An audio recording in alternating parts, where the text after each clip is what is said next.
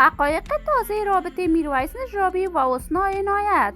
آیا حسنا عنایت با میرویس نجرابی رابطه غیر هنری دارد؟ چرا میرویس نجرابی خواسته با حسنا عنایت کنسرت اجرا کند؟ ما در این ویدیو پیرامون همین موضوعات خواهیم پرداخت، پس در ادامه با ما باشید.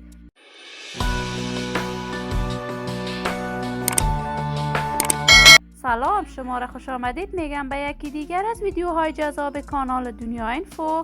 برای حمایت از من علامت سابسکرایب را فشار بدید تا از ویدیوهای دیگر کانال ما هم آگاه شوید.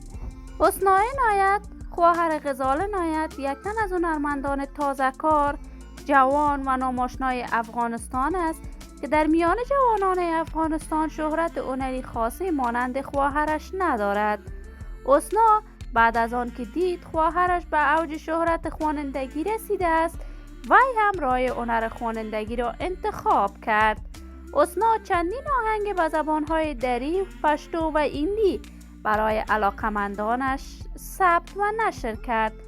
حسنا عنایت در افغانستان هم کنسرت های بیشماری برای علاقمندانش اجرا کرد.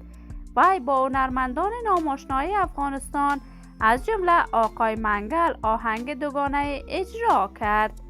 حسنا عنایت اکنون در کشور استرالیا زندگی می کند، گرچه وی تابعیت کشور کانادا را دارد، ولی به خاطر ادامه تحصیلاتش در کشور استرالیا زندگی می کند.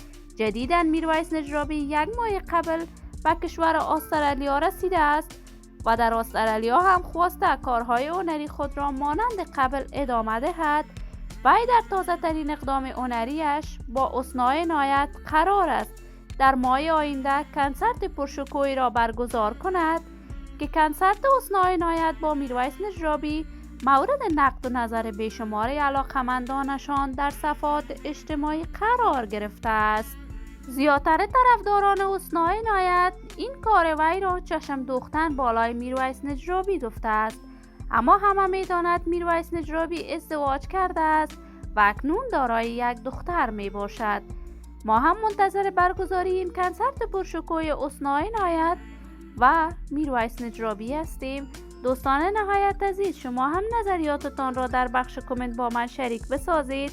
اگر تا هنوز دوست کانال من نشدید، پس برای حمایت از من علامت سابسکرایب را فشار بدید، ویدیوهای ما را لایک نموده و با دوستان خود به اشتراک بگذارید. سلامتی شما آرزوی ماست. تا درودی دیگر، بدرود.